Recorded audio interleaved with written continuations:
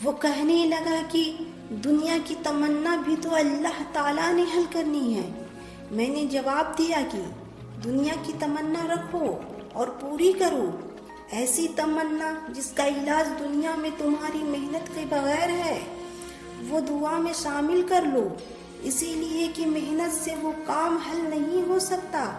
مثلا کسی کے یہاں بیٹی پیدا ہو رہی ہے اور بیٹا نہیں ہوتا تو یہاں محنت کام نہیں آئے گی، اس کو دعا میں رکھ لو۔ یہاں محنت کارگر نہیں ہوتی، وہ کوششیں یا خواہشیں جن کا تعلق محنت سے نہیں ہے، جن کا تعلق اس نظام سے نہیں ہے، اس کا تعلق دعا کے ساتھ ہے، اور ان کے لیے دعا کرو۔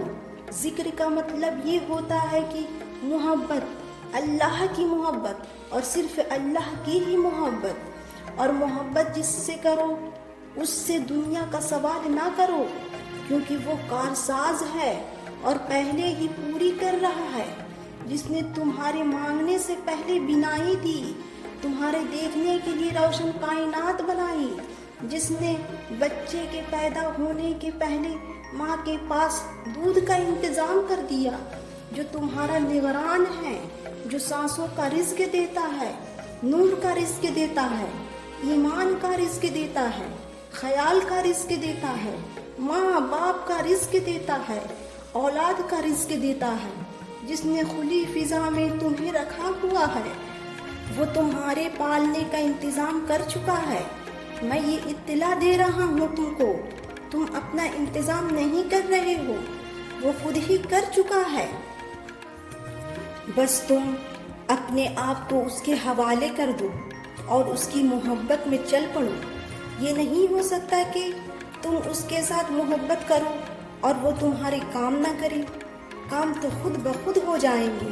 اسی لیے دین کے اندر اللہ تعالیٰ کے پاس جا کر یہ سوال نہ کرنا پڑے کہ میرے 2-4 دنیاوی کام کر دیں۔ میں آپ کو یہ بتا رہی ہوں کہ اللہ سے محبت کرنے والے ایسے لوگ تھے کہ جو غریب تھے اور اللہ کے قریب تھے۔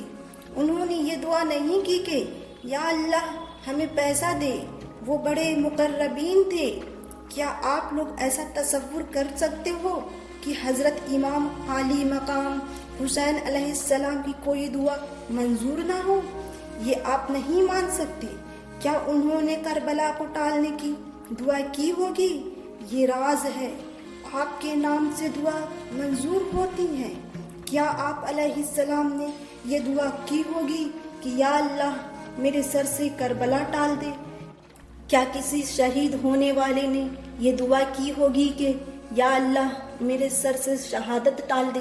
کیا کسی غریب مقرب نے یہ دعا کی ہوگی کہ یا اللہ غریبی ٹال دے؟ کیا پیغمبر نے یہ دعا کی ہوگی کہ مجھے وادی طائف سے نہ گزار؟ یہی تو تسلیم و رضا کی کہانی ہے۔ تسلیم کسے کہتے ہیں؟ کہ جو تیری طرف آ رہا ہے اسے قبول کرنے کی صلاحیت دے، اسے بدلنے کی توفیق نہ مانگنا کہ اللہ اسے بدل دے، پھر تو تم اپنی مرضی سے چل رہے ہو نا۔ اللہ تعالیٰ جو عطا فرما رہا ہے اس میں راضی رہنے کی توفیق مانگا کرو کہ یا اللہ جو تیری طرف سے آ رہا ہے اس پر راضی رہنے کی توفیق عطا فرما مجھے۔ جو تم نے ایک بار یہ توفیق مانگ لی تو تمہیں ہر چیز میسر ہو جائے گی، تمہیں بس یہ کام کرنا ہے کہ اس کو یاد رکھو، اندھیرے میں روشنی ہوتی جائے گی، اور یہی ذکر ہے۔ اور فکر یہ ہے کہ اس کی یاد میں گم ہونا، اور ذکر کیا ہے کہ اس کو پکارتے رہنا۔ تو کبھی اللہ کو پکار لیا کرو اور کبھی اللہ کی یاد میں گم ہو جایا کرو، تو فکر اور ذکر دونوں چلیں گے۔